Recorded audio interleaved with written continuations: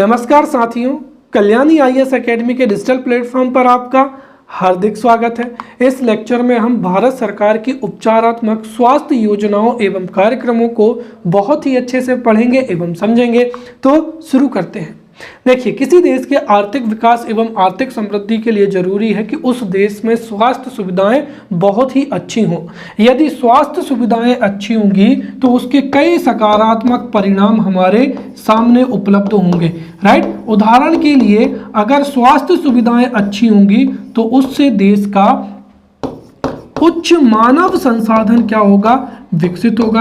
क्योंकि मानव संसाधन जो है, मानव संसाधन का विकास तभी होता है जब देश में अच्छी शिक्षा उपलब्ध होती है, अच्छा स्वास्थ्य उपलब्ध होता है। तो यदि अच्छा स्वास्थ्य उपलब्ध होगा तो उससे जो कुशल एवं अच्छा या उच्च मानव संसाधन विकसित होगा, जो कि हमारे देश के आर्थिक विकास के हित में होगा। वहीं यदि स्वास्थ्य सुविधाएं अच्छी होंगी तो उससे समग्र उत्पादकता में भी क्या होगी, बढ़ोतरी होगी।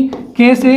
देखिए, यदि सभी नागरिक स्वस्थ रहेंगे तो वह अपनी पूरी ऊर्जा के साथ में अधिक समय तक कार्य कर पाएंगे, और यदि पूरी ऊर्जा के साथ में कार्य करेंगे तो इससे समग्र उत्पादकता में बढ़ोतरी होगी। समग्र उत्पादकता में बढ़ोतरी से तात्पर्य क्या हुआ कि जीडीपी में क्या होगी, बढ़ोतरी होगी। और जीडीपी में बढ़ोतरी होगी तो सीधी सी बात है, हमारे देश का आर्थिक विकास होगा या आर्थिक समृद्धि होगी। वहीं स्वास्थ्य सुविधाओं की उपलब्धि से कार्यशील जनसंख्या में भी क्या होता है, बढ़ोतरी होती है। जनसंख्या को हम दो भागों में वर्गीकृत कर सकते हैं। एक क्या हो जाएगा, आश्रित जनसंख्या हो जाएगा, और दूसरा क्या हो जाएगा, कार्यशील जनसंख्या हो जाएगा। तो इसमें जो आश्रित जनसंख्या होती है, जिसमें बच्चे, बुजुर्ग और उसके साथ साथ सभी रोगी या एक तरीके से जो अस्वस्थ व्यक्ति हैं वो भी इसमें सम्मिलित होते हैं।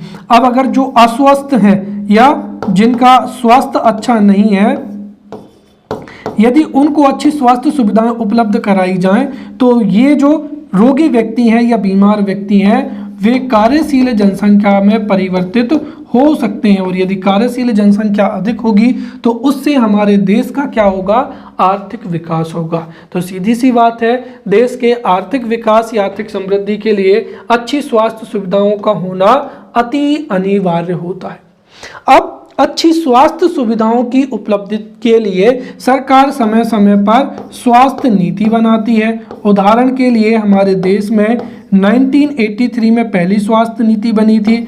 उसके बाद में वर्ष 2002 में दूसरी स्वास्थ्य नीति लागू की गई, और 2017 में नई एवं तीसरी आर्थिक नीति लागू की गई, जिसका लक्ष्य था हमारे देश में स्वास्थ्य सुविधाओं की उपलब्धता में बढ़ोतरी करना। देश के जीडीपी, राइट, देश के जीडीपी के 2.5% का स्वास्थ्य सेवाओं पर खर्च करना, ताकि हमारे देश में स्वास्थ्य सुविधाएं बहुत ही अच्छी हो सकें। साथ ही देश में कई बार किसी विशेष स्थिति की वजह से या जलवायु की वजह से या फिर अन्य कारणों की वजह से कई संक्रामक रोग एवं असंक्रामक रोग भी बड़े पैमाने पर फैलते हैं या संचारित होते हैं। और उन संक्रामक या असंक्रामक बीमारियों को रोकने के लिए सरकार को कुछ विशेष उपाय करने पड़ते हैं। तो कुछ विशेष, हम सीधा सीधा कह सकते हैं कि कुछ विशेष रोग हैं या विशेष बीमारियां हैं या विशेष संक्रामक एवं असंक्रामक रोग हैं, उनके निदान के लिए, उन्मूलन के लिए, नियंत्रण के लिए सरकार समय समय पर कई योजनाएं बनाती है या कार्यक्रम को क्या करती है, संचालित करती है। राइट, तो कई कार्यक्रम एवं योजनाएं संचालित की जाती हैं जिनके माध्यम से देश के किसी क्षेत्र विशेष में, किसी समुदाय, किसी विशेष वर्ग को स्वास्थ्य सुविधाएं मुहैया कराई जाती हैं, ताकि हम उस विशेष रोग को नियंत्रित कर सकें। और ये जो स्वास्थ्य योजनाएं होती हैं, स्वास्थ्य कार्यक्रम होते हैं, इनको हम दो भागों में वर्गीकृत कर सकते हैं। पहला क्या हो जाएगा, उपचारात्मक स्वास्थ्य योजनाएं हो जाएंगी, और दूसरा क्या हो जाएंगे, निरोधात्मक स्वास्थ्य योजनाएं हो जाएंगी। पिछली क्लास में हमने उपचारात्मक स्वास्थ्य एवं निरोधात्मक स्वास्थ्य को बहुत ही अच्छे से पढ़ा है। यदि उसको आपने बहुत अच्छे से पढ़ा है तो ये आसानी से समझ में आ जाएगा। तो सबसे पहले हम समझते हैं कि उपचारात्मक स्वास्थ्य सुविधाएं क्या होती हैं। यह योजनाएं क्या होती हैं? देखिए, उपचारात्मक स्वास्थ्य योजनाओं से तात्पर्य उन योजनाओं से होता है जो हमारे देश में नागरिकों को रोग उत्पन्न हो जाने के पश्चात उन रोगों के उपचार के लिए या निदान कराने वाली स्वास्थ्य सेवाओं से संबंधित होती हैं। अर्थात ऐसी योजनाएं जो कि नागरिकों को रोग हो जाने के पश्चात उस रोग को कम करने के लिए या उसके उन्मूलन करने के लिए लोगों को उपलब्ध कराई जाती हैं, उन स्वास्थ्य सेवाओं से संबंधित योजनाओं को ही उपचारात्मक स्वास्थ्य योजनाएं कहा जाता है। और हमारे देश में जो अधिकांश योजनाएं लागू होती हैं वह उपचारात्मक स्वास्थ्य योजनाएं ही होती हैं। और इन योजनाओं के माध्यम से या तो बीमारी को नियंत्रित किया जाता है या फिर उसको जड़ से खत्म करने का प्रयास किया जाता है। हमारे देश में उपचारात्मक स्वास्थ्य योजनाएं कौन कौन सी हैं? तो प्रमुख उपचारात्मक स्वास्थ्य योजनाओं में सबसे पहला हो जाएगा राष्ट्रीय मलेरिया नियंत्रण कार्यक्रम, 1953 में लागू हुआ।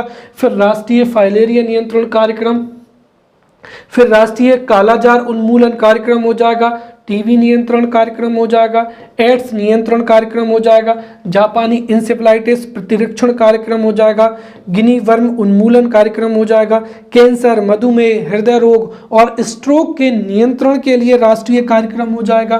फिर राष्ट्रीय मानसिक स्वास्थ्य कार्यक्रम, राष्ट्रीय आयोडीन न्यूनता नियंत्रण कार्यक्रम, फिर राष्ट्रीय कुष्ठ रोग उन्मूलन कार्यक्रम, राष्ट्रीय दृष्टिहीनता नियंत्रण कार्यक्रम, राष्ट्रीय बाधिरता निवारण व नियंत्रण कार्यक्रम, राष्ट्रीय नारू रोग उन्मूलन कार्यक्रम, डायलिसिस योजना हो जाएगा, प्रधानमंत्री जन औषधि योजना हो जाएगी, आयुष्मान भारत योजना हो जाएगी और राष्ट्रीय बाल स्वास्थ्य कार्यक्रम हो जाएगा। फिर राष्ट्रीय किशोर स्वास्थ्य कार्यक्रम हो जाएगा और एकीकृत रोग निगरानी क्या हो जाएगा?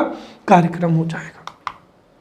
अब दूसरे प्रकार की हो जाएंगी निरोधात्मक स्वास्थ्य योजनाएं, राइट। तो ऐसी योजनाएं जो तब लागू की जाती हैं, ऐसी योजनाएं जिनके माध्यम से रोग होने से पहले ही, अर्थात रोग के नियंत्रण के लिए या बचाव के लिए या निरोध के लिए स्वास्थ्य सेवाएं उपलब्ध कराई जाती हैं, उनको ही निरोधात्मक स्वास्थ्य योजनाएं कहा जाता है। अर्थात स्वास्थ्य योजनाएं, निरोधात्मक स्वास्थ्य योजनाएं वे योजनाएं होती है जिनके माध्यम से रोगों से बचाव के लिए या रोग उत्पन्न होने से पहले ही निरोध के लिए स्वास्थ्य सेवाएं प्रदान की जाती हैं, ताकि व्यक्ति रोगग्रस्त ना हो, साथ ही साथ बीमारियों का प्रसार भी ना हो और इससे वित्तीय व्यय भी ना हो। इन योजनाओं के माध्यम से कई प्रकार के संक्रामक रोग या असंक्रामक रोगों को घटित होने से पहले ही उनकी रोकथाम का प्रयास किया जाता है, जैसे टीकाकरण कार्यक्रम हो जाएगा, या हम विभिन्न प्रकार की जो निरोधात्मक स्वास्थ्य योजनाएं हैं उनको इन उदाहरण से समझ सकते हैं। जैसे निरोधात्मक स्वास्थ्य योजनाओं में सबसे महत्वपूर्ण क्या हो जाएगा? राष्ट्रीय स्वास्थ्य मिशन। और राष्ट्रीय स्वास्थ्य मिशन में भी राष्ट्रीय ग्रामीण स्वास्थ्य मिशन, राष्ट्रीय शहरी स्वास्थ्य मिशन, राष्ट्रीय स्वास्थ्य बीमा योजना, राष्ट्रीय आयुष मिशन हो जाएगा, जननी सुरक्षा योजना, जननी जीवन महिला सुरक्षा योजना, मातृत्व स्वास्थ्य कार्यक्रम हो जाएगा, फिर जननी शिशु सुरक्षा कार्यक्रम हो जाएगा, जननी एक्सप्रेस योजना इत्यादि इत्यादि, राइट। और इन योजनाओं को हम बहुत ही डिटेल से अगले लेक्चर में पढ़ेंगे, राइट। तो इस लेक्चर में हमारा जो फोकस रहेगा वो उपचारात्मक स्वास्थ्य सेवाएं एवं उपचारात्मक स्वास्थ्य कार्यक्रमों पर रहेगा, जिनको हम बहुत ही डिटेल से पढ़ेंगे। और अगले लेक्चर में जो जितने भी निरोधात्मक स्वास्थ्य योजनाएं हैं हम इनको पढ़ेंगे। तो शुरू करते हैं हम यहाँ पर उपचारात्मक स्वास्थ्य सेवाओं में, जिसमें सबसे पहला क्या हो जाएगा? मलेरिया नियंत्रण कार्यक्रम हो जाएगा। देखिए, राष्ट्रीय मलेरिया नियंत्रण कार्यक्रम को 1953 में प्रारंभ किया गया था। और भारत चूंकि एक उष्णकटिबंधीय देश है, भारत जो है भारत में से होकर कर्क रेखा गुजरती है, साथ ही साथ भारत में मानसून की वजह से ही वर्षा होती है। जैसे ही गर्मियों के दिनों के पश्चात मानसून से वर्षा होती है तो जो सूखे क्षेत्र होते हैं उनमें पानी भर जाता है, जिससे मच्छरों के लार्वा उत्पन्न होते हैं और बड़े पैमाने पर मलेरिया की बीमारियां फैलती हैं। और मलेरिया इतनी स्पीड से फैलता है कि हमारा जो हेल्थ स्ट्रक्चर है वो मलेरिया को कंट्रोल करने में कई बार असफल हो जाता है। इसीलिए मलेरिया को भी बहुत ही बेहतर तरीके से नियंत्रित किया जाना चाहिए। इसके लिए राष्ट्रीय मलेरिया नियंत्रण कार्यक्रम 1953 में ही प्रारंभ हो गया था। तो हमारे देश में मलेरिया के नियंत्रण के लिए राष्ट्रीय मलेरिया नियंत्रण कार्यक्रम 1953 में शुरू हुआ था, जिसे बाद में कब 1958 में राष्ट्रीय मलेरिया उन्मूलन कार्यक्रम में बदल दिया गया। तो यहाँ पर दो चीज़ों पे आप गौर करें। नियंत्रण जो कार्यक्रम था, तो राष्ट्रीय मलेरिया नियंत्रण कार्यक्रम लागू हुआ था 1953 में, जिसमें ही कुछ संशोधन करके इसको 1958 में राष्ट्रीय मलेरिया उन्मूलन कार्यक्रम के रूप में बदल दिया गया था। साथ ही साथ समय समय पर मलेरिया को और अच्छे से नियंत्रित करने के लिए इसमें कुछ संशोधन किए गए थे और 1977 से राष्ट्रीय मलेरिया उन्मूलन कार्यक्रम में कुछ संशोधनों के साथ में इसको पुनः लागू किया गया और सबसे महत्वपूर्ण इसको प्राथमिक स्वास्थ्य सेवा प्रणाली से जोड़ दिया गया है। अर्थात अब मलेरिया का उपचार हमारे देश के जो प्राथमिक स्वास्थ्य केंद्र हैं या जो सामुदायिक स्वास्थ्य केंद्र हैं, उन स्वास्थ्य केंद्रों के माध्यम से ही मलेरिया को नियंत्रित किया जाएगा, उसका उन्मूलन के प्रयास किए जाएंगे। साथ ही साथ यह देश का एक बहुत ही बड़ा एवं बहुआयामी कार्यक्रम है। साथ ही साथ कोरोना महामारी से पहले दुनिया का सबसे बड़ा संक्रामक रोग के विरुद्ध चलाए जाने वाला कार्यक्रम है। अगला हो जाएगा राष्ट्रीय फाइलेरिया नियंत्रण कार्यक्रम हो जाएगा, राइट। तो राष्ट्रीय फाइलेरिया नियंत्रण कार्यक्रम की शुरुआत 1995 में हुई थी और राष्ट्रीय फाइलेरिया नियंत्रण जो कार्यक्रम है ये 1995 में प्रारंभ हुआ था। और जो फाइलेरिया रोग है यह भी मच्छरों के माध्यम से फैलता है। दरअसल मच्छरों जो होते हैं, गड्ढों के प्रदूषित जल में मच्छरों का लार्वा क्या होता है, तेजी से ग्रोथ करता है और उसी वजह से अत्यधिक संख्या में मच्छर उत्पन्न होते हैं, जिसकी वजह से मलेरिया है या फाइलेरिया है, इन जैसे संक्रामक बीमारियां फैलती हैं, राइट। इसीलिए जो फाइलेरिया है उसके नियंत्रण के लिए जो जितने भी प्रभावित राज्य हैं वहां पर फाइलेरिया क्लिनिकों की स्थापना की गई है। और ये फाइलेरिया जो क्लिनिक है इनके दो काम होंगे। एक तो जो प्रभावित राज्य हैं जहां पर फाइलेरिया बीमारी बहुत तेजी से फैल सकती है, वहां पर फाइलेरिया क्लिनिक जो है स्वास्थ्य सुविधाएं उपलब्ध कराएंगे ताकि फाइलेरिया की बीमारी को नियंत्रित किया जा सके। साथ ही साथ यह रोकथाम के लिए मच्छरों के लार्वा को नष्ट करने के लिए भी व्यापक अभियान चलाएंगे या कदम उठाएंगे। जो राष्ट्रीय द्वितीय स्वास्थ्य नीति थी 2002, तो द्वितीय स्वास्थ्य नीति 2002 में वर्ष 2015 तक फाइलेरिया के मच्छर के लार्वा को पूरी तरह समाप्त करने का लक्ष्य रखा गया था। तो अब देखिए इस टॉपिक से जो प्रश्न है वो MCQs के रूप में पूछे जाएंगे। जैसे हो सकता है पूछा जाए कि राष्ट्रीय मलेरिया उन्मूलन कार्यक्रम कब से प्रारंभ हुआ, तो गलती ना करें, उन्मूलन जो कार्यक्रम है वो 1958 से शुरू हुआ है और राष्ट्रीय मलेरिया नियंत्रण कार्यक्रम 1953 में शुरू हुआ है। फिर यह भी प्रश्न पूछा जा सकता है कि प्राथमिक स्वास्थ्य सेवा प्रणाली से राष्ट्रीय मलेरिया उन्मूलन कार्यक्रम को कब जोड़ा गया है, तो ये अप्रैल 1977 से जोड़ा गया है। या कौन सी स्वास्थ्य नीति में 2015 तक फाइलेरिया के मच्छर के लार्वा को नष्ट करने का लक्ष्य रखा गया था, तो ये कौन सी हो जाएगी, राष्ट्रीय स्वास्थ्य नीति 2002 या द्वितीय स्वास्थ्य नीति हो जाएगी। इस तरीके के जो है MCQs MPPSC में या अदर एग्जाम्स में पूछे जा सकते हैं। तो जो जितनी भी फैक्चुअल जानकारी है आप उसको बहुत अच्छे से याद रखने का प्रयास करेंगे। फिर तीसरा हो जाएगा राष्ट्रीय कालाजार उन्मूलन कार्यक्रम हो जाएगा। तो कालाजार के उन्मूलन के लिए वर्ष 1990-91 में ही कालाजार उन्मूलन कार्यक्रम प्रारंभ हुआ था और इस कार्यक्रम के तहत सरकार जितने भी महामारी वाले राज्य हैं उनको 100% सहायता प्रदान करेगी। साथ ही साथ जो कालाजार है, कालाजार के उन्मूलन के लिए घरों के भीतर डीडीटी का क्या किया जाएगा, छिड़काव किया जाएगा, ताकि जो रोगाणुनाशक हैं जिससे कालाजार फैल सकता है, उस कालाजार के रोगाणुओं को डीडीटी के छिड़काव से क्या किया जा सकता है, रोका जा सकता है। राइट। साथ ही साथ जो वर्ष 2002 की द्वितीय स्वास्थ्य नीति थी, उसमें कालाजार के उन्मूलन के लिए 2010 का लक्ष्य रखा गया था। राइट। द्वितीय जो स्वास्थ्य नीति थी उसमें फाइलेरिया के लार्वा के मच्छर को नष्ट करने का लक्ष्य 2015 तक का रखा गया था। राइट। और वहीं जो द्वितीय स्वास्थ्य नीति थी उसमें कालाजार के उन्मूलन का जो लक्ष्य था वो 2010 तक के लिए रखा गया था, और जिसको हमने 2017 में हासिल भी कर लिया है। राइट। तो 2017 में जो कालाजार बीमारी है इसका उन्मूलन हो चुका है। तो राष्ट्रीय कालाजार उन्मूलन कार्यक्रम 1990-91 में प्रारंभ हुआ था। राइट। इसके तहत घरों में जो कालाजार के रोगाणुनाशक हैं उनको डीडीटी के छिड़काव के माध्यम से नियंत्रित किया जाएगा। इसको 2010 में उन्मूलित करने का लक्ष्य था, परंतु इसको 2017 में इसका उन्मूलन हो चुका है। क्लियर। चौथा हो जाएगा जापानी इंसेफ्लाइटिस प्रतिरक्षण कार्यक्रम। क्लियर। सबसे पहली चीज, जापानी इंसेफ्लाइटिस एक ऐसा रोग है जो कि पैन इंडिया लेवल पर विस्तारित नहीं है, अर्थात यह भारत के कुछ राज्यों में ही लोगों को संक्रमित करता है। तो भारत के ऐसे राज्य जिसमें जापानी इंसेफ्लाइटिस के केसेस आते हैं, वहां पर टीकाकरण के माध्यम से इस बीमारी को रोकने के लिए यह कार्यक्रम चलाया गया था। तो जो जापानी इंसेफ्लाइटिस प्रतिरक्षण कार्यक्रम था, इसको वर्ष 2006 में प्रारंभ किया गया था। राइट।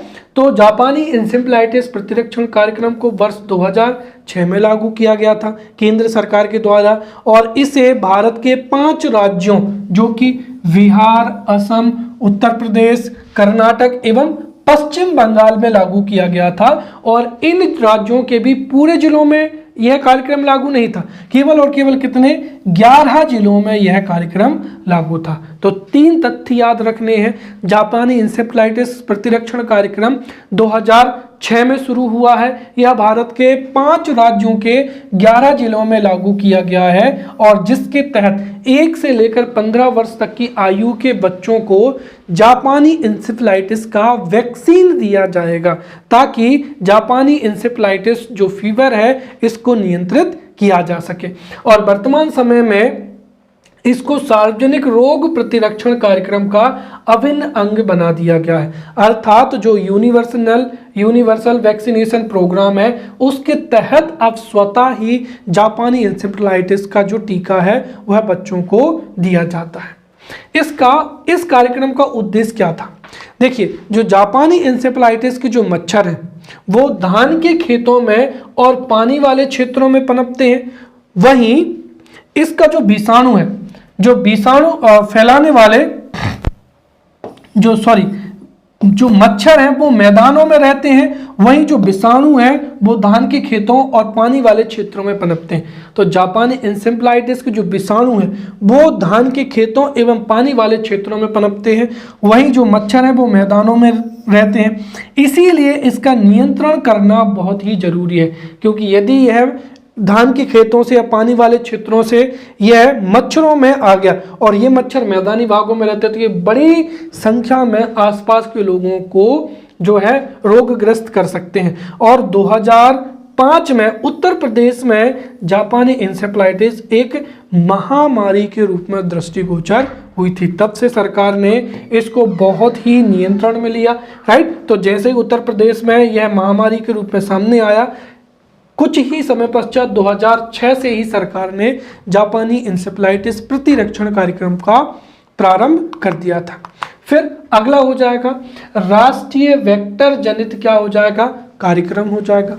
तो राष्ट्रीय वेक्टर जनित कार्यक्रम की शुरुआत हमारे देश में 2003-04 से हुई थी, और राष्ट्रीय वेक्टर जनित कार्यक्रम के तहत 4 बीमारियों को जो है प्रतिरक्षित करने का उद्देश्य रखा जाता है। इस राष्ट्रीय वेक्टर जनित कार्यक्रम, अब वेक्टर का मतलब क्या हो जाएगा, एक तरीके से रोग वाहक हो जाएगा। तो राष्ट्रीय वेक्टर जनित कार्यक्रम के माध्यम से ऐसे रोग जो मच्छरों के माध्यम से या अन्य वाहक से फैलते हैं उनको बहुत ही अच्छे से नियंत्रित करने का इसमें लक्ष्य रखा गया था। और राष्ट्रीय वेक्टर जनित कार्यक्रम के तहत मलेरिया, फाइलेरिया, कालाजार, इन तीनों के बारे में हम पढ़ चुके हैं। और चौथा कौन सा हो जाएगा, जापानी इंसेफेलाइटिस। तो राष्ट्रीय वेक्टर जनित कार्यक्रम के तहत मलेरिया, फाइलेरिया, कालाजार इत्यादि संक्रामक जो बीमारियां हैं उनको नियंत्रित करने का लक्ष्य रखा गया है और उनको उन्मूलित करने का लक्ष्य रखा गया है। राष्ट्रीय वेक्टर जनित कार्यक्रम जो कि 2003-04 से शुरू हुआ था, राइट। तो ये कब से शुरू हुआ था, 2003-04 से शुरू हुआ था। और 2003-04 में राष्ट्रीय मलेरिया उन्मूलन कार्यक्रम का भी संचालन हो रहा था, फाइलेरिया उन्मूलन कार्यक्रम का संचालन भी हो रहा था और कालाजार उन्मूलन कार्यक्रम का संचालन भी हो रहा था। अर्थात इन तीनों कार्यक्रम को समग्र रूप से बेहतर तरीके से प्रस्तुत करने के लिए राष्ट्रीय वेक्टर जनित कार्यक्रम जो है लागू किया गया था। और जैसे ही 2006 में जापानी इंसेफ्लाइटिस प्रतिरक्षण कार्यक्रम प्रारंभ हुआ था तो इसको राष्ट्रीय वेक्टर जनित कार्यक्रम में भी बाद में इसको जोड़ लिया गया था। क्लियर। चलिए अगला हो जाएगा राष्ट्रीय क्षय रोग उन्मूलन कार्यक्रम हो जाएगा या राष्ट्रीय तपेदिक, राइट। अब पहली चीज तो यहाँ पर क्षय रोग क्या हो जाएगा, तो टीबी हो जाएगा या इसको ही क्या कहा जाता है, तपेदिक रोग कहा जाता है या फिर क्षय रोग। तो क्षय रोग, टीबी या तपेदिक एक बहुत ही खतरनाक बीमारी है और यह संक्रामक बीमारी है। यदि परिवार का कोई सदस्य टीबी से ग्रसित हो जाता है तो उसके शरीर में कमजोरी आती है, कफ बनता है, साथ ही साथ यह भी एक संक्रामक बीमारी है जो परिवार के अन्य सदस्यों को भी जो है संक्रमित कर सकती है। और हमारे देश में टीबी के जो मरीज हैं वो बड़ी संख्या में निकल कर आते हैं। इसीलिए क्षय रोग के उन्मूलन के लिए 1962 से ही योजना पर कार्य करना शुरू कर दिया गया था, राइट। तो 1962 से ही क्षय रोग के उन्मूलन के लिए कार्यक्रम शुरू कर दिया गया था, परंतु उसमें कोई विशेष सफलता नहीं मिली थी, जिसकी वजह से 1992 में इसको संशोधित करके राष्ट्रीय तपेदिक नियंत्रण कार्यक्रम की शुरुआत की गई थी। क्लियर। तो 1962 में ही क्षय रोग के नियंत्रण के लिए कार्यक्रम शुरू हो गया था जो कि असफल रहा, इसीलिए इसको और अधिक संशोधित करके राष्ट्रीय तपेदिक नियंत्रण कार्यक्रम के रूप में इसकी शुरुआत 1992 से मानी जाती है।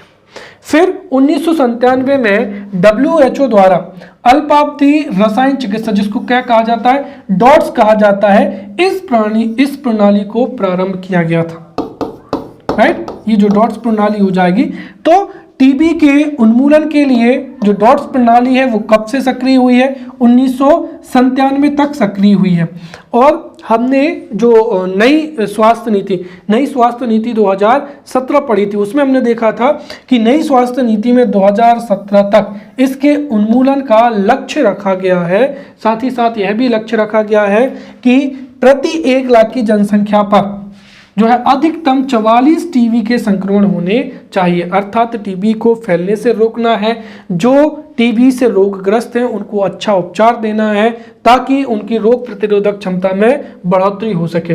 साथ ही साथ ये जो क्षय रोग उन्मूलन कार्यक्रम है यह वर्ल्ड बैंक की सहायता से हमारे देश में क्रियान्वित किया जा रहा है। इस कार्यक्रम के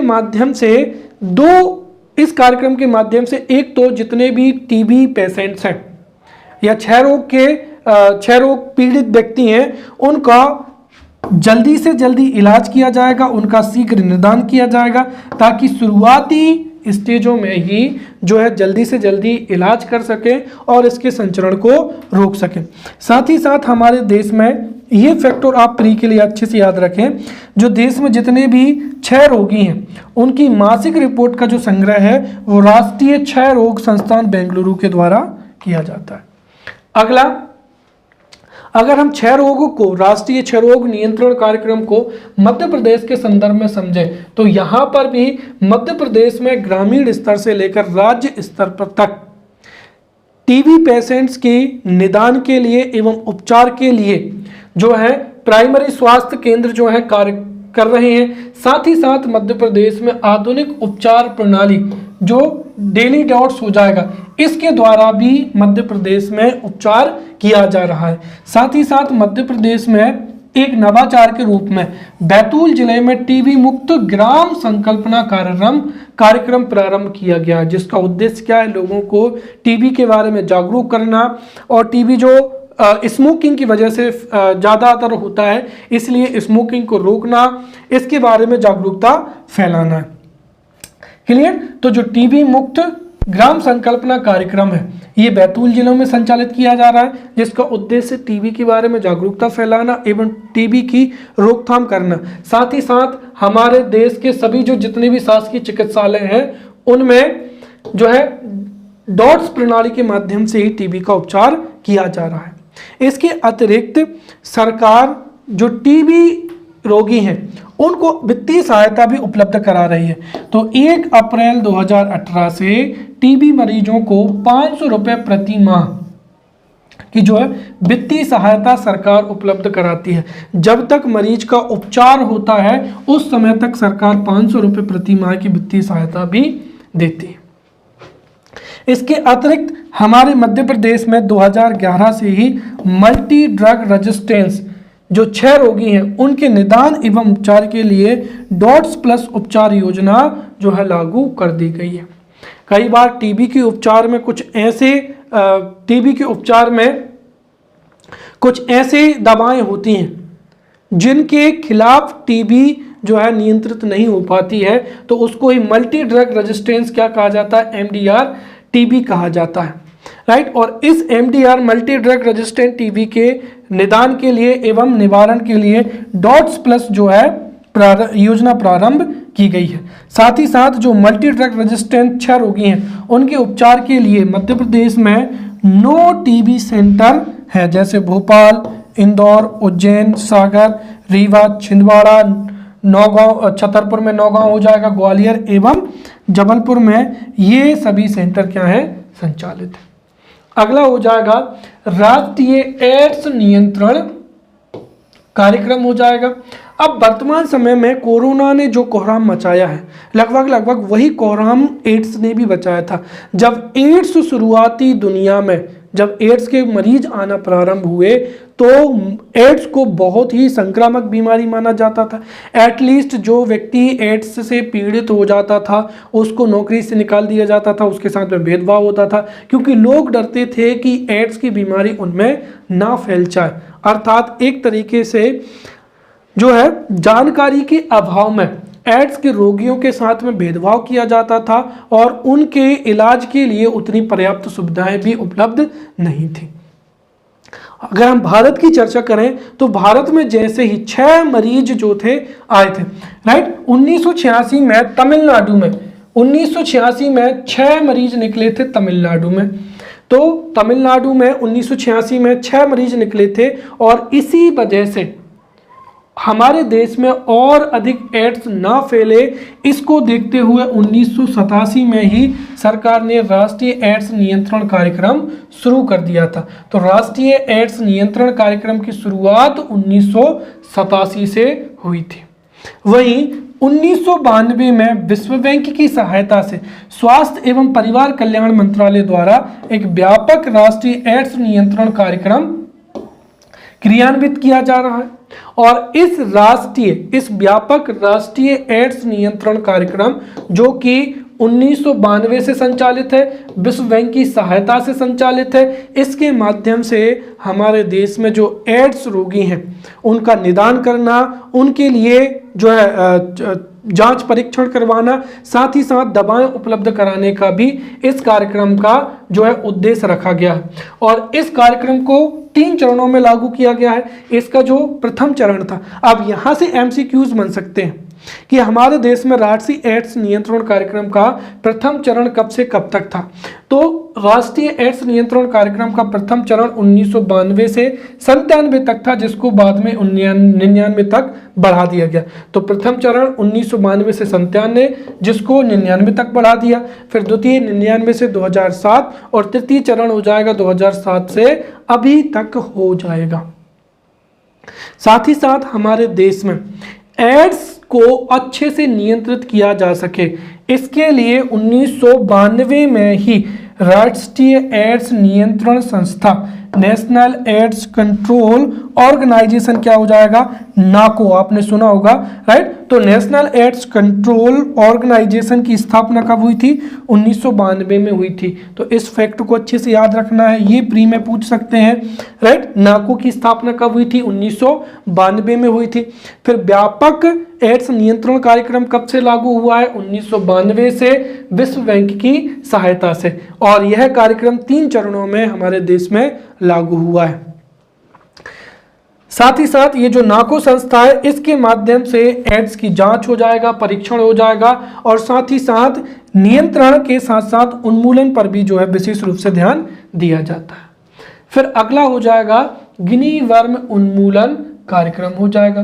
तो गिनी वर्म उन्मूलन कार्यक्रम की शुरुआत 1983 से 84 में हुई थी, और इसका उद्देश्य गिनी वर्म रोग के जो जनक कृमि होते हैं, ये किसकी वजह से होता है, कृमि से होता है। तो गिनी वर्म रोग के जनक कृमि के पूर्ण उन्मूलन के लिए गिनी वर्म उन्मूलन कार्यक्रम 1983-84 से ही चलाया जा रहा है।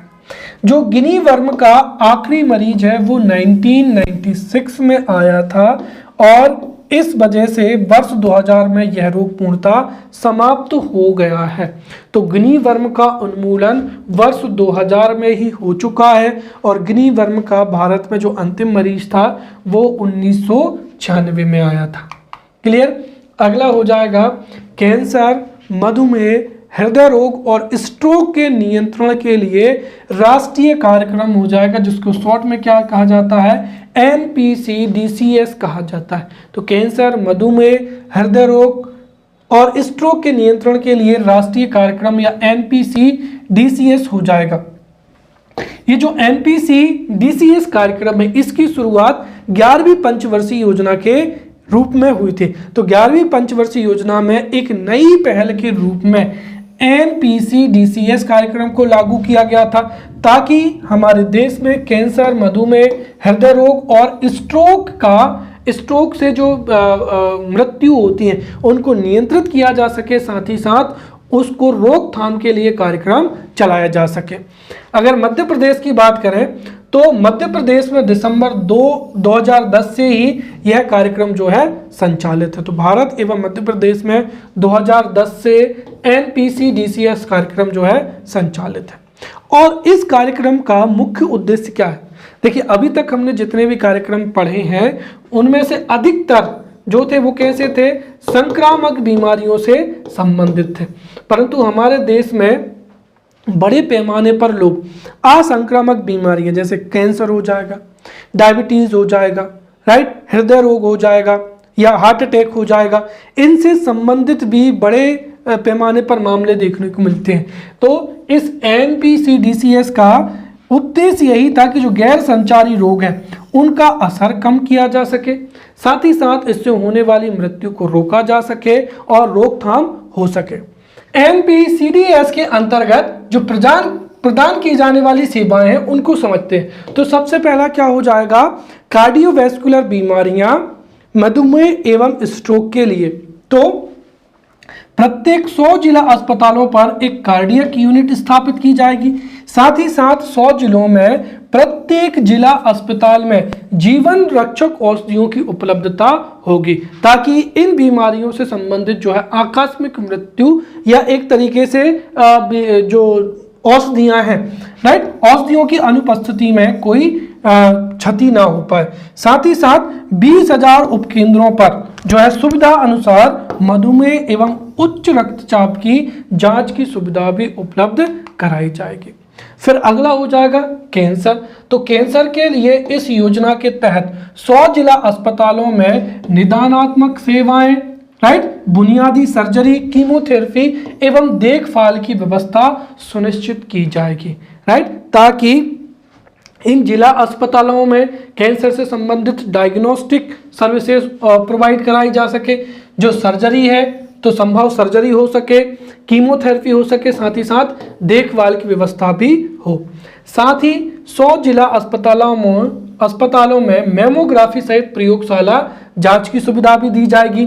साथ ही साथ 100 जिला अस्पतालों में कैंसर के रोगियों के प्रबंधन के लिए अनुबंधात्मक कार्मिकों एवं उपकरणों हेतु सरकार सुविधा मुहैया कराएगी, ताकि कैंसर के संबंध जो अनुबंधात्मक या कॉन्ट्रैक्ट पर जो है कार्मिक जो है अवेलेबल कराए जाएंगे। साथ ही साथ 65 तृतीय कैंसर केंद्रों को भी सुदृढ़ किया जाएगा। अब मध्य प्रदेश में कैंसर के नियंत्रण के लिए एवं रोकथाम के लिए कैंसर केयर कार्यक्रम प्रारंभ किया गया। ये कब से शुरू हुआ है तो ये याद रखें आप 5 फरवरी 2014 से। तो परीक्षा में पूछा जा सकता है कि मध्य प्रदेश में कैंसर केयर कार्यक्रम कब शुरू हुआ है, तो ये 5 फरवरी 2014 से यह शुरू हुआ है और इसके अनुसार जिलों में आवश्यकता अनुसार कीमोथेरेपी हेतु 19 प्रकार की एंटी कैंसर औषधियां जो है उपलब्ध कराई जाएंगी। साथ ही साथ चिकित्सालयों में जो है 4 पलंग भी कैंसर पेशेंट्स के लिए जो है आरक्षित किए गए हैं। अगला हो जाएगा राष्ट्रीय ओरल हेल्थ कार्यक्रम हो जाएगा। तो राष्ट्रीय ओरल हेल्थ कार्यक्रम की शुरुआत 1999 में हुई है, जिसका उद्देश्य है मौखिक स्वास्थ्य के निर्धारकों में सुधार करने के लिए कार्य करना, साथ ही साथ मौखिक रोगों से रुग्णता को कम करने के लिए कार्य करना। इसके साथ ही PPP मॉडल पर पब्लिक प्राइवेट मॉडल के आधार पर बेहतर मौखिक स्वास्थ्य प्राप्त करने के लिए आवश्यक कदम उठाना। फिर अगला हो जाएगा राष्ट्रीय मानसिक स्वास्थ्य कार्यक्रम हो जाएगा। तो राष्ट्रीय मानसिक स्वास्थ्य कार्यक्रम की शुरुआत 1983 से हुई है और देश में मानसिक स्वास्थ्य कार्यक्रम का चलाया जाना बहुत ही महत्वपूर्ण है, क्योंकि कई व्यक्ति मानसिक रूप से पीड़ित होते हैं परंतु इसके ना तो कोई लक्षण दिखते हैं और वह व्यक्ति जीवन भर परेशान होता रहता है। WHO के अनुसार विश्व की कुल जनसंख्या का 10% जो आबादी है वो मानसिक स्वास्थ्य से क्या है, पीड़ित होती है। इसीलिए देश में मानसिक रोगियों की स्वास्थ्य की देखभाल के लिए राष्ट्रीय मानसिक स्वास्थ्य कार्यक्रम चलाया गया है और इस कार्यक्रम के तहत सरकार 13 प्रकार की दवाइयां मानसिक रोगियों को निःशुल्क उपलब्ध कराएगी। अगला हो जाएगा राष्ट्रीय आयोडीन न्यूनता नियंत्रण कार्यक्रम हो जाएगा। आयोडीन न्यूनता नियंत्रण कार्यक्रम, देखिए यदि कोई व्यक्ति अपने आहार में आयोडीन को ग्रहण नहीं करता है तो आयोडीन की कमी से उसको कई रोग हो सकते हैं, जिसमें घेंघा या गाइटर रोग सबसे प्रमुख होता है। यदि आयोडीन की कमी होगी तो उससे जो थायराइड ग्रंथि उसका आकार बढ़ जाता है, जिसको घेंघा या गाइटर रोग कहा जाता है, और इसके साथ ही अन्य प्रकार की जो उपापचयी क्रियाएं भी प्रभावित होती हैं। इसीलिए आयोडीन की कमी से जो रोग होते हैं, विशेषकर गलगंड को रोकने के लिए, या आयोडीन की कमी से जो रोग होते हैं जिसमें विशेषकर क्या हो जाएगा, घेंघा या गाइटर रोग हो जाएगा, उसके नियंत्रण के लिए ही 1962 में राष्ट्रीय गलगंड नियंत्रण कार्यक्रम के रूप में जो है शुरुआत हुई थी। फिर 1962 में जो राष्ट्रीय गलगंड नियंत्रण कार्यक्रम था, इसको 1992 में राष्ट्रीय आयोडीन न्यूनतम नियंत्रण कार्यक्रम का नाम दिया गया। तो राष्ट्रीय गलगंड नियंत्रण कार्यक्रम 1962 में प्रारंभ हुआ था, जिसको 1992 में राष्ट्रीय आयोडीन न्यूनता नियंत्रण कार्यक्रम का नाम दिया गया था। इसका उद्देश्य क्या है कि देश के ऐसे क्षेत्र जहां पर भोज्य पदार्थों में आयोडीन की कमी है, वहां पर आयोडीन की आपूर्ति पर ध्यान देना, ताकि उन क्षेत्रों में आयोडीन की आपूर्ति हो सके, और यदि व्यक्ति अपने आहार में आयोडीन को ग्रहण करेंगे तो उनको आयोडीन की कमी से होने वाले रोग नहीं होंगे। इसके बारे में सरकार जो है जागरूकता फैलाएगी।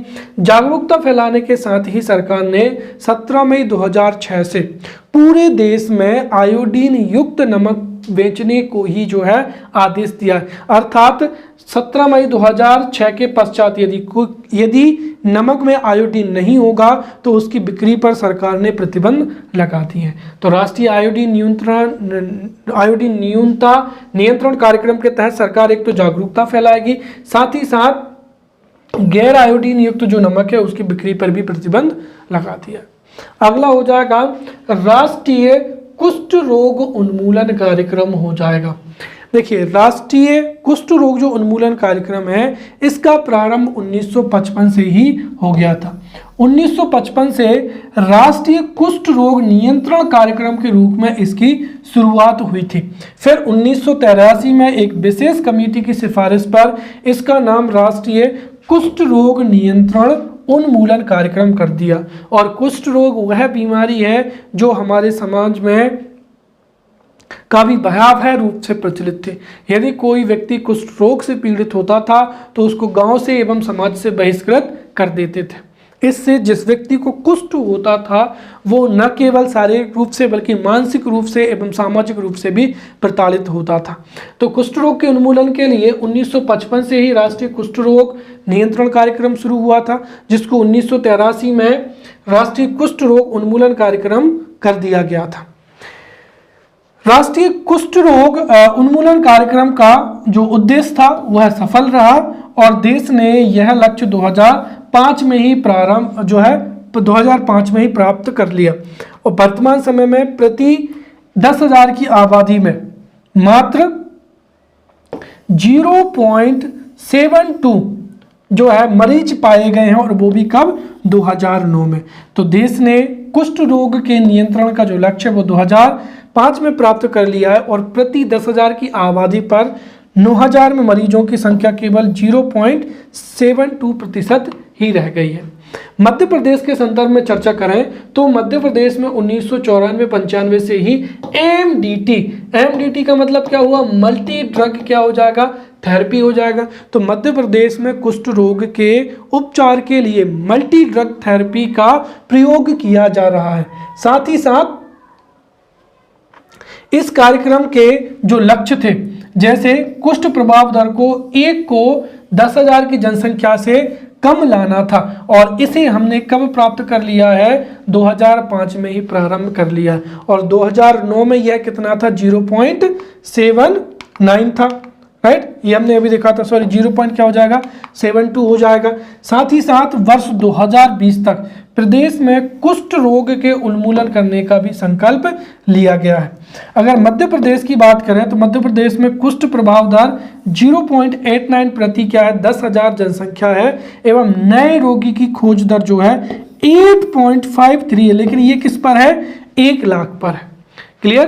तो मध्य प्रदेश में कुष्ठ प्रभाव दर है 0.89 प्रति 10,000, वहीं जो नए रोग की खोज दर है वो है 8.53 प्रति क्या हो जाएगा? 1 लाख जनसंख्या हो जाएगा। अगला हो जाएगा राष्ट्रीय दृष्टिहीनता नियंत्रण कार्यक्रम। राष्ट्रीय दृष्टिहीनता नियंत्रण कार्यक्रम की शुरुआत 1976 में हुई थी और यह केंद्र सरकार द्वारा 100% वित्तीय सहायता प्राप्त क्या है? कार्यक्रम है। इस कार्यक्रम के तहत हमारे देश में जितने भी लोग जिनको दृष्टि से संबंधित विभिन्न प्रकार की परेशानियां हैं, उन दृष्टिहीनों को पहचान कर उनको उचित देखभाल सुविधाएं उपलब्ध कराई जाएंगी, दवाएं दी जाएंगी, साथ ही साथ उनको प्रमुख संसाधन भी उपलब्ध कराए जाएंगे। साथ ही साथ इस कार्यक्रम के तहत जो स्वैच्छिक संगठन है एवं जो निजी चिकित्सालय हैं उनकी भी सहभागिता प्राप्त की जाएगी, ताकि नेत्र देखभाल के बारे में वो जन जन तक जागरूकता फैलाएं एवं नेत्र से संबंधित जो बीमारियां हैं या दृष्टिहीनता को हमारे देश में नियंत्रित किया जा सके। तो राष्ट्रीय दृष्टिहीनता नियंत्रण कार्यक्रम 1976 में शुरू हुआ था। अगला हो जाएगा राष्ट्रीय बधिरता निवारण एवं नियंत्रण क्या हो जाएगा? कार्यक्रम हो जाएगा। तो राष्ट्रीय बधिरता निवारण एवं नियंत्रण कार्यक्रम, जो राष्ट्रीय बधिरता निवारण एवं नियंत्रण कार्यक्रम है, इसको वर्ष 2006 एवं 7 में पायलट परियोजना के रूप में सरकार ने लागू किया था। तो वर्ष 2006 एवं 7 में पायलट परियोजना के रूप में भारत सरकार के स्वास्थ्य परिवार कल्याण मंत्रालय ने राष्ट्रीय बधिरता निवारण एवं नियंत्रण कार्यक्रम की शुरुआत की थी। और इस कार्यक्रम का उद्देश्य है कि या तो प्राकृतिक रूप से व्यक्ति को सुनने में समस्या जाए, या किसी रोग या चोट के कारण होने वाली बधिरता है, या फिर प्राकृतिक रूप से बहरापन हो या कोई भी व्यक्ति जो है सुनने में क्या हो, अक्षम हो, तो सभी आयु वर्ग के व्यक्तियों को चिकित्सकीय रूप से उनका पुनर्वास करना, साथ ही साथ बहरेपन के लिए जिम्मेदार कारक की पहचान करना, उसका निदान करना और साथ ही साथ उसका उपचार करना। तो प्राकृतिक रूप से जो बाधिरता है या फिर रोग या चोट के कारण जो बाधिरता है उसकी रोकथाम करना, निदान करना और उसका उपचार करना, साथ ही साथ चिकित्सकीय सामग्री उपलब्ध कराना एवं प्रशिक्षण कर्मियों के लिए संस्थागत क्षमता विकसित करना। फिर अगला हो जाएगा अमृत कार्यक्रम हो जाएगा। अमृत कार्यक्रम नवंबर 2015 में शुरू हुआ था। इस कार्यक्रम का उद्देश्य क्या है? कैंसर एवं हृदय रोग के इलाज के लिए रोगियों द्वारा किए जाने वाले व्यय को कम करना, क्योंकि यदि कोई व्यक्ति कैंसर से पीड़ित हो जाता है या हृदय रोग से पीड़ित होता है तो चाहे वो सर्जरी की बात हो या फिर दवाओं की बात हो, इनमें बहुत अधिक वित्तीय खर्च आता है। उस वित्तीय खर्च को कम करने के लिए ही अमृत कार्यक्रम शुरू किया गया है 2015 से।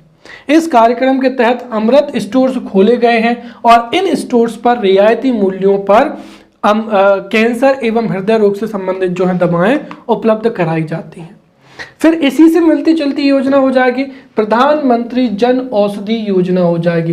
तो प्रधानमंत्री जन औषधि योजना 1 जुलाई 2015 से शुरू हुई है, राइट। तो 1 जुलाई 2015 को भारत सरकार ने इसकी घोषणा की थी और यह भारत की एक ऐसी योजना है जिसके माध्यम से भारत सरकार रियायती मूल्य पर दवाएं उपलब्ध कराएगी। अर्थात इस योजना में जन औषधि स्टोर्स जो हैं खोले जाएंगे और इन जन औषधि स्टोर्स के माध्यम से सरकार गुणवत्तापूर्ण एवं रीजनेबल प्राइस पर मेडिसिन को उपलब्ध कराई जाएगी। साथ ही साथ इस योजना के माध्यम से सरकार उच्च गुणवत्ता वाली जो जेनरिक दवाएं हैं उनको कम दाम पर बाजार मूल्य से खरीदेगी और उनको कम दाम पर जो है रोगियों को उपलब्ध कराएगी, राइट। और भारत में अभी तक कितने 263 औषधि केंद्र जो है खोले जा चुके हैं, राइट। तो इस योजना के माध्यम से सरकार जेनरिक दवाइयों को खरीदेगी और उनको निम्न दाम पर उपलब्ध कराएगी। 263 जो है जन औषधि केंद्र जो है अभी तक खोले जा चुके हैं। क्लियर। अब अगर हम इनकी विशेषताएं बात करें तो जन औषधि केंद्र के माध्यम से जो दवाएं हैं वो जेनरिक दवाएं उपलब्ध कराई जाएंगी। क्लियर। और साथ ही साथ सरकार ने इसके लिए 35 करोड़ रुपए का बजट रखा है। अर्थात सरकार बाजार मूल्य से 35 करोड़ की जेनरिक मेडिसिन को खरीदेगी और उनको जन औषधि केंद्र के माध्यम से सस्ते दामों पर उपलब्ध कराएगी।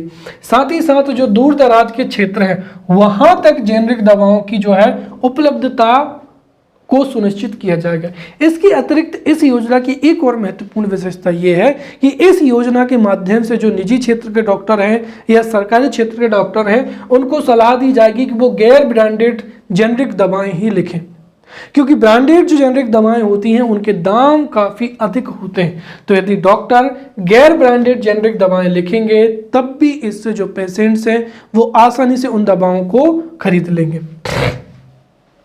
और जो जन औषधि स्टोर्स हैं ये सरकारी अस्पतालों एवं अन्य उपयोगी स्थानों पर ही खोले जाएंगे। अब आती है सबसे महत्वपूर्ण, बहुचर्चित और बहुप्रतीक्षित योजना आयुष्मान भारत योजना। तो आयुष्मान भारत योजना या प्रधानमंत्री जन आरोग्य योजना भारत की एक बहुचर्चित एवं बहुप्रतीक्षित योजना है। इस योजना को 25 सितंबर 2018 से लागू किया गया है और इस योजना के माध्यम से स्वास्थ्य क्षेत्र से जुड़ी संबंधी कई चुनौतियों को इससे हल किया जाएगा। तो स्वास्थ्य से जुड़ी चुनौतियों से समग्र रूप से निपटना इस जो योजना है इसका मुख्य लक्ष्य रखा गया है। और जो आयुष्मान कार्यक्रम है या प्रधानमंत्री जो जन आरोग्य योजना है इसमें दो महत्वपूर्ण पहलू हैं। सबसे पहला क्या हो जाएगा, स्वास्थ्य एवं देखभाल केंद्र हो जाएंगे और दूसरा क्या हो जाएगा, राष्ट्रीय स्वास्थ्य एवं संरक्षण हो जाएंगे। तो वर्तमान समय में अगर हम देखें तो हमारे देश में स्वास्थ्य से संबंधित दो सबसे बड़ी समस्या हैं। एक तो समस्या क्या है कि जो है अस्पताल हो जाएंगे, अस्पताल। अस्पताल जो है जनसंख्या के अनुपात में अस्पताल नहीं है, और अस्पताल है तो वहाँ पर डॉक्टर्स की कमी है, डॉक्टर्स भी है तो वहाँ पर दवाओं की कमी है। कुल मिलाकर अगर हम देखें तो हमारा अवसंरचना इंफ्रास्ट्रक्चर उतना अच्छा नहीं है। दूसरी चीज ये है कि अगर हमारे देश में, जैसे हम मान लें कि अगर स्वास्थ्य में हमको अच्छा हासिल करना है तो हमें निजी क्षेत्र की भी जो है निजी क्षेत्र का भी योगदान लेना चाहिए, और निजी क्षेत्र का योगदान लेने के लिए जरूरी है कि सरकार वित्तीय जो है सहायता उपलब्ध करे, और इन दोनों को ध्यान में रखते हुए ही यह योजना लागू की गई है। तो इसके दोनों पहलुओं के बारे में समझते हैं। सबसे पहला हो जाएगा स्वास्थ्य एवं देखभाल केंद्र, दूसरा राष्ट्रीय स्वास्थ्य संरक्षण योजना। पहला हो जाएगा स्वास्थ्य एवं देखभाल केंद्र।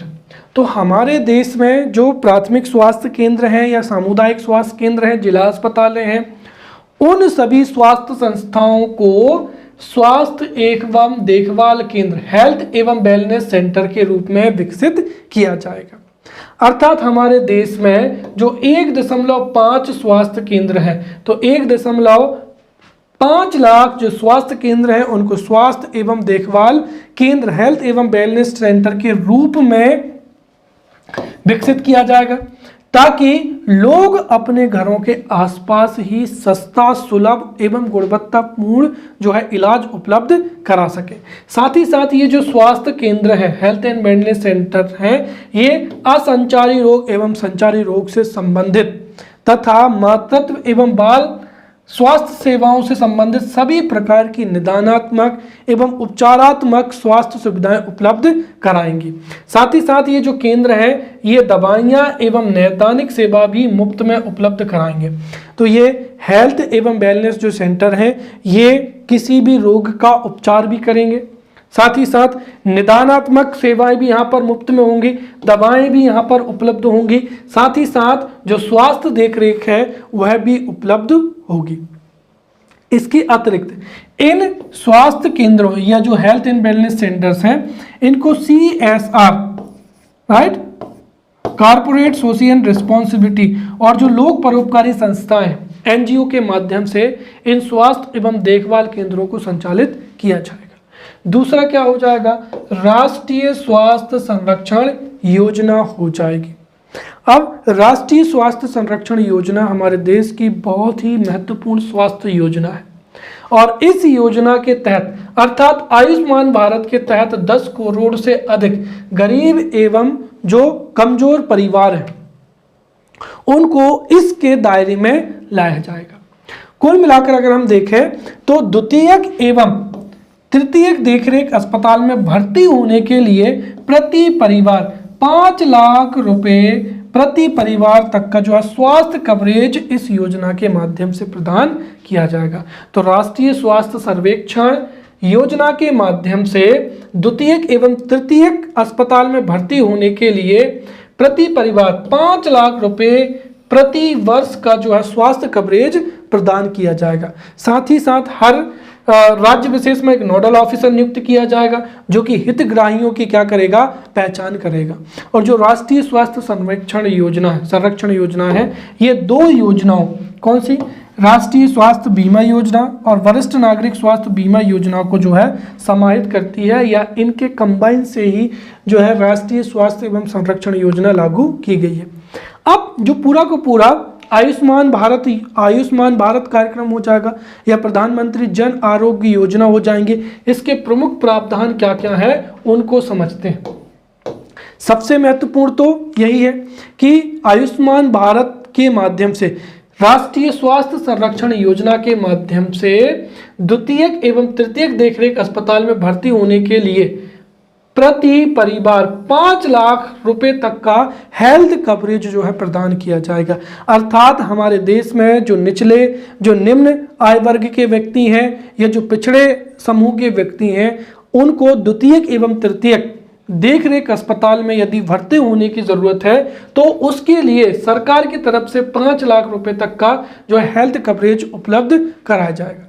साथ ही साथ इसकी सबसे अच्छी बात यह है कि इसमें जो 5 लाख रुपए तक का हेल्थ कवरेज है इसमें सभी व्यक्ति सम्मिलित हो सकते हैं, चाहे वो बच्चे हों, महिलाएं हों एवं बुजुर्ग हों। कोई भी इससे वंचित नहीं रहेगा। साथ ही साथ इसमें उम्र की बाध्यता भी जो है खत्म कर दी है और परिवार के आकार की भी। तो कोई भी परिवार जिसमें महिला हो, बच्चे हो, बुजुर्ग हो, परिवार का आकार कितना ही बड़ा ही क्यों ना हो, सबको 5 लाख रुपए का हेल्थ कवरेज जो है दिया जाएगा। साथ ही साथ इस योजना में पुरानी जो बीमारियां हैं उनको भी जो है हेल्थ कवरेज दिया जाएगा। इसके अतिरिक्त यदि कोई व्यक्ति अस्पताल में भर्ती हो जाता है तो भर्ती होने से पूर्व का और बाद का खर्चा भी जो है उसको दिया जाता है। साथ ही साथ उसको अस्पताल लाने तक का और अस्पताल से घर छोड़ने तक का जो परिवहन भत्ता है उसका भी जो है भुगतान किया जाता है। कुल मिलाकर अगर हम देखें तो इस योजना के माध्यम से जो आयुष्मान भारत लाभार्थी का जो पैनल है, राइट, तो पैनल में जितने भी अस्पताल सम्मिलित हैं उन अस्पतालों में हमारे देश के नागरिक 5 लाख तक का जो है इलाज करा सकते हैं। क्लियर? चलिए अब अंतिम हो जाएगा यहाँ पर राष्ट्रीय किशोर स्वास्थ्य कार्यक्रम हो जाएगा। अब देखिए जो किशोर हैं वो हमारे देश की भावी पीढ़ी होती है। साथ ही साथ किशोर अवस्था में ही जो है लैंगिक विकास होता है, शारीरिक विकास होता है और साथ ही साथ यही भावी जीवन की आधारशिला भी होती है। यदि किशोर अवस्था में बीमारियां होती हैं तो उससे किसी भी बच्चे का या किसी भी किशोर का जीवन जो है खराब हो सकता है। तो किशोर स्वास्थ्य के लिए राष्ट्रीय किशोर स्वास्थ्य कार्यक्रम 7 जनवरी 2014 से लागू किया गया है और राष्ट्रीय किशोर स्वास्थ्य कार्यक्रम के तहत हमारे देश के किशोर अर्थात 10 से 19 वर्ष के जो जितने भी किशोर या किशोरियां हैं उनको स्वास्थ्य संबंधी आवश्यकताओं से जागरूक कराया जाएगा और स्वास्थ्य संबंधी सुविधाएं मुहैया कराएंगी। दरअसल राष्ट्रीय किशोर स्वास्थ्य कार्यक्रम के तहत प्रत्येक कॉलेज एवं यूनिवर्सिटी में छात्रों की जांच से जो गैर संक्रामक रोग हैं उनका पता लगाया जाता है। प्रत्येक कॉलेज में या विश्वविद्यालय में 6 प्रमुख क्षेत्रों में जांच की जाएगी, जिसमें क्या हो जाएगा, पोषण, यौन एवं प्रजनन स्वास्थ्य, नशाखोरी, गैर संक्रामक रोग, मानसिक स्वास्थ्य, चोट और क्या हो जाएगा, हिंसा। इन 6 क्षेत्रों में किशोर एवं किशोरियों की जांच की जाएगी और यदि जांच में किसी भी असंक्रामक बीमारी के लक्षण मिलते हैं तो फिर उनको हॉस्पिटल क्या किया जाएगा, रेफर किया जाएगा। अर्थात योजना के तहत जो सहकर्मी शिक्षक हैं, साथियां हैं, वो योजना से संबंधित जो जानकारी किशोरों को उपलब्ध कराएंगे और अगर उनको कोई भी गैर संक्रामक रोगों के लक्षण प्राप्त होते हैं तो फिर उनको स्वास्थ्य सुविधा जो केंद्र है वहां भेजा जाएगा और वहां से उनका शुरुआती दौर में ही इलाज करना शुरू किया जाएगा। तो एक बहुत ही अच्छी योजना है। कॉलेज एवं विश्वविद्यालय में इन 6 क्षेत्रों में जांच की जाएगी और जांच में यदि किसी गैर संक्रामक रोग के लक्षण मिलते हैं तो उसको फिर स्वास्थ्य सुविधा केंद्र भेज दिया जाएगा ताकि शुरुआती दौर में ही जो असंक्रामक बीमारी है उसको नियंत्रित किया जा सके एवं हमारे देश के किशोर एवं किशोरियों का अच्छे से विकास हो सके। राइट, तो ये थी केंद्र सरकार की उपचारात्मक स्वास्थ्य सेवाएं एवं स्वास्थ्य कार्यक्रम। अगले लेक्चर में मिलते हैं, तब तक के लिए धन्यवाद।